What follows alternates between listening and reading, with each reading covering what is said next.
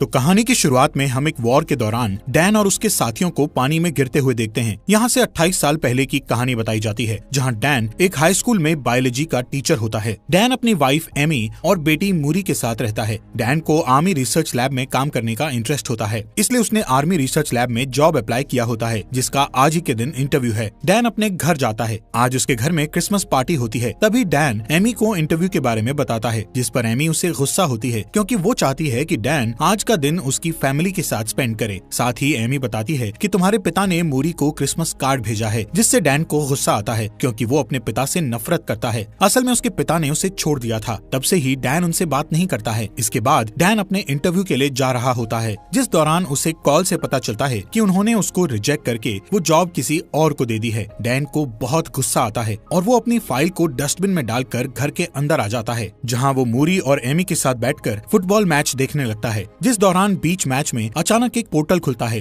और देखते ही देखते उसके अंदर से बहुत सारे सोल्जर्स बाहर आते हैं। इन सोल्जर्स की लीडर लेफ्टिनेंट हार्ट भी वहाँ आती है, जो सभी लोगों को बताती है कि वो लोग फ्यूचर से आए हैं, जहाँ 2051 में व्हाइट स्पाइक्स नाम के एलियन और इंसानों के बीच जंग छिड़ गई है और वो इस जंग में हार रहे हैं। अगर ऐसा ही चलता रहा तो अगले 11 महीने में पूरी धरती से इंसानों का खात्मा हो जाएगा। हार्ट सभी को हेल्प करने का कहती है ताकि वो इस जंग में जीत सकें। इस इंसिडेंट के बाद सभी देश उनकी हेल्प के लिए आम लोगों को सेना में भर्ती करके उन्हें फ्यूचर में भेजते हैं, पर फिर भी फ्यूचर वाली दुनिया में इंसानों की आबादी 5 लाख से कम बचती है। साथ ही फ्यूचर में भेजे 50% लोगों के जान गंवाने से अब लोग फ्यूचर में जाने के लिए सवाल उठाने लगते हैं, जिसके चलते सभी फ्यूचर में जाने के लिए विरोध करने लगते हैं। असल में सभी को सिर्फ 7 दिन के लिए भेजा जाता है। अगर वो 7 दिनों तक वहाँ जिंदा रहे तो वापस पास्ट में आ जाते हैं। इधर मूरी भी इस बात से परेशान होकर रोने लगती है और अपनी माँ को कहती है कि वो कभी भी फ्यूचर में ना जाए। तभी डैन वहाँ आता है और मूरी से बात करके उसे शांत करता है। अगले दिन जब डैन क्लास में होता है तब उसके फोन में एक अलर्ट मैसेज आता है।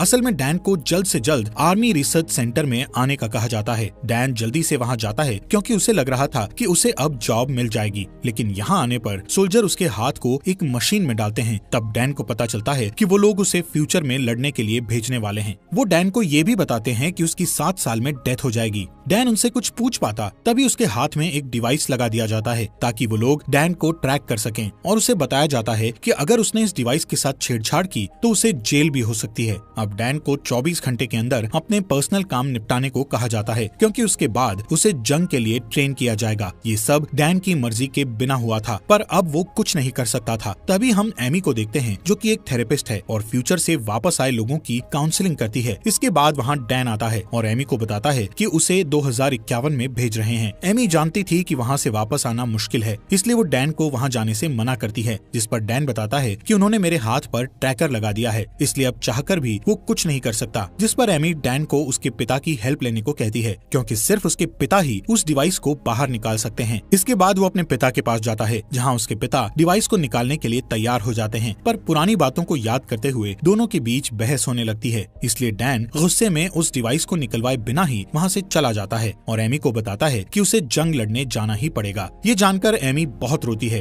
पर डैन उससे प्रॉमिस करता है कि वो 7 दिन में वापस आ जाएगा। जिसके बाद वो मूरी को अलविदा कहता है और वहाँ से रिसर्च सेंटर चला जाता है। यहाँ डैन के साथ कई लोग फ्यूचर में जाने वाले थे। यहाँ सभी को आर्मी ड्रेस दी जाती है और सबको अलग अलग टीम में बांट दिया जाता है, जिसमें डैन की टीम का नाम आर फोर्स होता है, जो कि एक रिसर्च टीम है। यहाँ एक लड़की सवाल करती है कि वो टाइम मशीन से पीछे जाकर वॉर शुरू होने से पहले ही दुश्मनों को क्यों नहीं मार सकते, जिस पर वहाँ बैठा एक ऑफिसर उसे बताता है कि उनकी टाइम मशीन सिर्फ 30 साल का टाइम ट्रेवल कर सकती है, जिसमें वो सिर्फ 2051 में जाकर वहाँ से वापस 2022 में आ सकते हैं। इसके अलावा उन्हें ये भी बताया जाता है कि उनके जो दुश्मन हैं वो कोई इंसान नहीं है, बल्कि एलियंस हैं। रात होने पर डैन अपने दोस्त चार्ली से बात करता है, जिस दौरान इमरजेंसी अलार्म बजने लगता है। तभी लेफ्टिनेंट हार्ट सबको अभी के अभी फ्यूचर में जाने को कहती है। अब क्योंकि सबको ट्रेनिंग खत्म करने के बाद वहाँ ले जाना चाहिए था, पर लेफ्टिनेंट हार्ट का कहना था कि एलियंस ने उनकी रिसर्च लैब पर अटैक किया है। अगर वो लैब तबाह हो गई तो वो वॉर में हार जाएंगे। इसके बाद सभी को एक जगह पर बुलाया जाता है और फिर एक एक करके उन्हें फ्यूचर में भेजने लगते हैं, जिस दौरान सिस्टम में कुछ खराबी आ जाती है, जिसके कारण वो सभी जमीन पर पहुंचने की जगह आसमान में ही रह जाते हैं और फिर एक एक करके सभी नीचे गिरने लगते हैं। ये वही सीन था जो हमें कहानी की शुरुआत में दिखाया था। यहाँ डैन और कुछ लोग एक स्विमिंग पूल में गिरते हैं, जबकि बाकी के लोग जमीन पर गिरकर मर जाते हैं। यहाँ के हालात देखकर वो सभी दंग रह जाते हैं, क्योंकि हर तरफ सिर्फ एलियंस थे। इसके बाद हम फ्यूचर की दुनिया की कर्नल को देखते हैं, जो बचे हुए लोगों से कांटेक्ट करती है। वो डैन को टीम लीडर बनाते हुए कहती है कि उसे रिसर्च लैब में फंसे लोगों को बचाना होगा। डैन अपनी टीम के साथ लैब की ओर निकल जाता है। सभी लैब पहुंच जाते हैं और देखते हैं कि एलियंस ने सभी लोगों को मार दिया है। जब कर्नल को इस बारे में पता चलता है तो वो बहुत दुखी होती है और डैन को लैब में रखी हार्ड ड्राइव लाने को कहती है। इन लोगों के पास ज्यादा टाइम नहीं होता है क्योंकि एलियंस लैब में आने वाले थे, जिसके बाद कर्नल डैन को लैब में रखी सभी बायोलॉजिकल मटेरियल भी साथ लाने को कहती है, जिस दौरान वहाँ एलियंस भी आने लगते हैं। इसलिए यहाँ की आर्मी लैब पर बॉम्ब गिराकर उसे पूरी तरह तबाह करने के लिए निकल जाती है। कर्नल बताती है कि डैन और उसके साथियों के पास सिर्फ 3 मिनट हैं, जिसके बाद लैब को ब्लास्ट कर दिया जाएगा। पर जब वो लोग लैब के बाहर जा रहे होते हैं तभी एलियंस उन पर अटैक कर देते हैं। ये एलियंस बहुत ही ताकतवर होते हैं और उन पर गोलियों का कोई असर नहीं होता है। एलियंस के अटैक में डैन के कुछ साथी मारे जाते हैं। अब जैसे ही बचे हुए लोग लैब से बाहर आते हैं तब वहाँ बहुत सारे एलियंस आने लगते हैं और उन लोगों का पीछा करने लगते हैं। इसी बीच वहाँ आर्मी आ जाती है, पर एलियंस उन्हें जान से मार डालते हैं। कोई रास्ता ना दिखने पर डैन और बाकी के लोग एलियंस पर शूट करने लगते हैं। थोड़ी ही देर बाद वहाँ बॉम्ब गिराया जाता है, जिससे बहुत ही बड़ा ब्लास्ट हो जाता है, जिससे सभी एलियंस मारे जाते हैं। साथ ही इस ब्लास्ट के कारण डैन के कई साथी भी मारे जाते हैं और कई घायल हो जाते हैं। अब जैसे ही डैन की आंख खुलती है तो वो एक कैंप में होता है। यहाँ पता चलता है कि ब्लास्ट में डैन के अलावा उसका दोस्त चार्ली ही बचा था। जब वो दोनों कैंप के बाहर आते हैं तो उन्हें अपनी टीम का एक आदमी और दिखता है, जिसका नाम डोरियन है। डोरियन फ्यूचर में तीसरी बार आया था, इसलिए डैन उससे पूछता है कि क्या तुम मरने से नहीं डरते हो, जिस पर डोरियन बताता है कि उसे कैंसर है और वो सिर्फ 6 महीने ही जीने वाला है, इसलिए उसे अपने तरीके से बची हुई लाइफ जीनी है और घर पर रहने से अच्छा वो लड़कर मरना चाहता है। इसी दौरान वहाँ 2 सोल्जर आते हैं जो डैन को अपने साथ आने को कहते हैं, जबकि डोरियन और चार्ली को वापस लैब वाली जगह पर जाने को कहा जाता है। डैन डोरियन से चार्ली का ध्यान रखने को कहता है क्योंकि चार्ली बहुत डरा हुआ था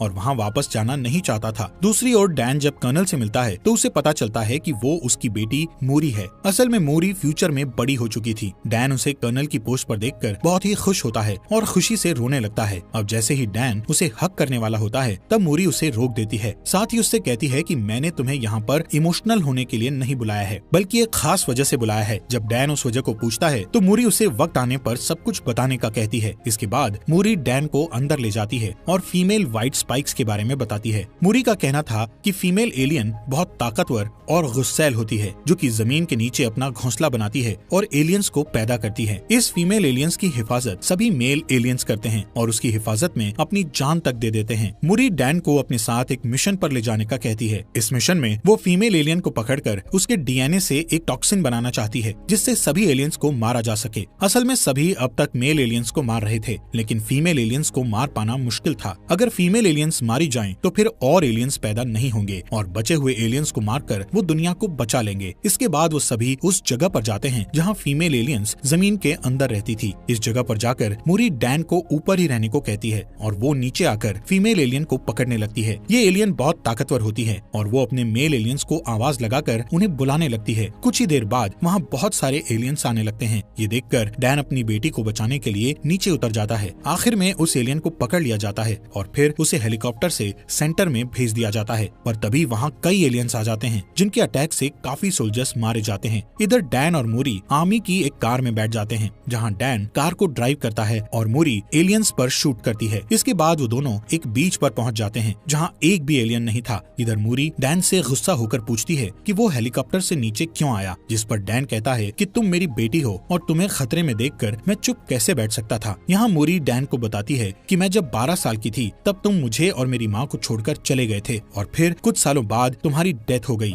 यही कारण था कि मूरी अभी तक डैन को देखकर खुश नहीं थी। मूरी को रोता देख डैन बहुत दुखी होता है। उसे समझ नहीं आ रहा था कि आखिर उसने पास्ट में अपनी फैमिली को क्यों छोड़ा। थोड़ी ही देर बाद वहाँ हेलीकॉप्टर आता है और समुद्र के बीच बने आर्मी सेंटर में ले जाता है। इस जगह को इतना खास बनाया गया था कि कोई भी एलियन वहाँ ना आ सके। इस जगह पर ही उस फीमेल एलियन को रखा गया था। मूरी उसका ब्लड सैंपल लेकर उसका डीएनए निकालती है। डीएनए चेक करने पर उसे पता चलता है कि उसे अभी कई सैंपल लेकर हजारों टेस्ट करने होंगे, तब जाकर एक टॉक्सिन बनेगा। इस टॉक्सिन के बनने के बाद वो सभी एलियंस को आसानी से मार सकेंगे। मूरी सभी डीएनए सैंपल्स पर काम करती है, पर उसे अभी तक परफेक्ट डीएनए सैंपल नहीं मिला था। ये सैंपल सिर्फ 60% और 50% तक सीमित होते थे। मूरी पूरी रात जागकर सैंपल टेस्ट करती है, पर अभी तक उसे कोई अच्छा रिजल्ट नहीं मिलता है। इसके बाद वहाँ डैन आता है और मूरी को रेस्ट करने का कहता है। आज ही के दिन डैन को यहाँ 7 दिन हो चुके थे, इसलिए अब उसे वापस 2022 में जाना था। डैन मूरी से पूछता है कि आखिर उसने उसे यहाँ क्यों बुलाया था, जिस पर मूरी कहती है कि अगर ये टॉक्सिन बन गया तो इसे अपनी दुनिया में वापस लेकर जाना तुम्हारा काम है, क्योंकि यहाँ और टॉक्सिन बनाने में काफी वक्त लग जाएगा, पर जब तुम इसे लेकर अपनी दुनिया में जाओगे तो इसे बनाने के लिए काफी वक्त होगा। जब ये टॉक्सिन बन जाएगा तो वो अपनी दुनिया में वॉर को शुरू होने से रोक सकते हैं। इसी दौरान उन्हें एक डीएनए सैंपल टॉक्सिन 100% होते हुए दिखता है।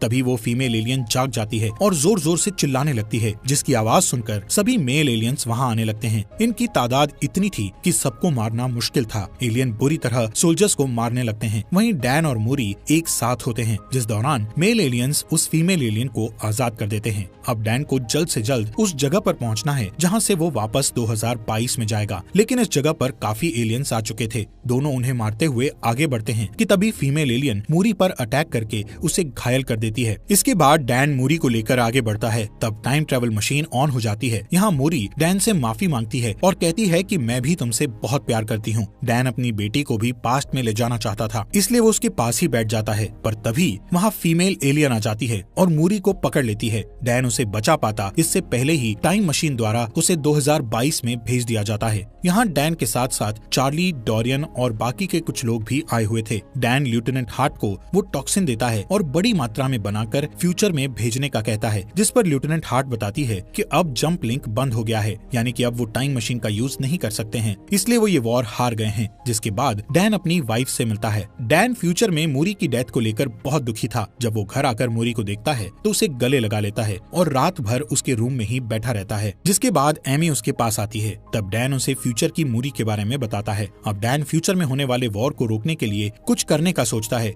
इसलिए वो सबसे पहले डोरियन के पास जाता है और उससे एलियन का नेल मांगता है, जो कि डोरियन ने फ्यूचर में जाकर अपने पास रख लिया था। इसके बाद वो दोनों उस नेल को लेकर चार्ली के पास जाते हैं। चार्ली उस नेल पर रिसर्च करता है तो उन्हें पता चलता है कि उनके नेल्स पर ज्वालामुखी की राख लगी हुई है। चार्ली बताता है कि ये राख चाइना में फटे ज्वालामुखी की राख है। तब डैन कहता है कि लेफ्टिनेंट हार्ट ने बताया था एलियन का पहला हमला रशिया में हुआ था, फिर उनके नेल्स में चाइना की ज्वालामुखी की राख क्यों है। तभी डैन को उनका एक स्टूडेंट याद आता है जो कि ज्वालामुखी टॉपिक के बारे में बहुत कुछ जानता था, इसलिए वो तीनों उसके पास जाते हैं, जहाँ स्टूडेंट बताता है कि आज से 1000 साल पहले चाइना में ज्वालामुखी फटा था, जिसकी लहरें रशिया तक भी पहुँच गई थी और फिर वो राख में बदलकर वहीं पर जम गई थी। फिर कुछ समय बीतने के बाद वो जगह बर्फ से ढक गई। ये सब जानने के बाद वो समझ जाते हैं कि जरूर कोई एलियन शिप वहाँ आई होगी और फिर बर्फ ढकने के कारण वो वहीं दब गए होंगे, जो कि 2051 में बर्फ पिघलने के बाद धरती के ऊपर आ गए। इसके बाद डैन और चार्ली डिफेंस ऑफ सिक्योरिटी के पास जाकर उन्हें सारी थ्योरी बताते हैं और रशिया जाकर सभी एलियंस को वॉर के पहले ही मारने को कहते हैं, लेकिन वो उन दोनों की थ्योरी पर यकीन नहीं करता है, इसलिए उनका साथ देने से मना कर देता है। इसलिए वो तीनों खुद ही वहाँ जाकर उन एलियंस को मारने का सोचते हैं। अब डैन अपने पिता से हेल्प मांगने के लिए जाता है, क्योंकि उनके पास प्लेन था। डैन अपने पिता को सारी बात बताता है और कहता है कि उसे एलियंस को मारने के लिए रशिया के ग्लेशियर आइलैंड पर जाना होगा, जिसके लिए उसे उनके प्लेन और एक पायलट की जरूरत है। डैन के पिता उसकी बात मान जाते हैं और साथ चलने के लिए रेडी हो जाते हैं। इसके अलावा डैन लेफ्टिनेंट हार्ट की मदद से बहुत सारा टॉक्सिन बनवा चुका था, जिसे लेकर वो रशिया चले जाते हैं। यहाँ डैन अपने साथ एक टीम लेकर गया हुआ था। वो सभी ग्लेशियर आइलैंड के ऊपर पहुँच जाते हैं और एक ब्लास्ट करके जमीन के नीचे जाते हैं, जहाँ उन्हें एक एलियन शिप दिखाई देती है, जो कि काफी टाइम पहले क्रैश हो गई थी। वो अंदर जाकर देखते हैं तो उन्हें एलियंस की डेड बॉडीज दिखती हैं।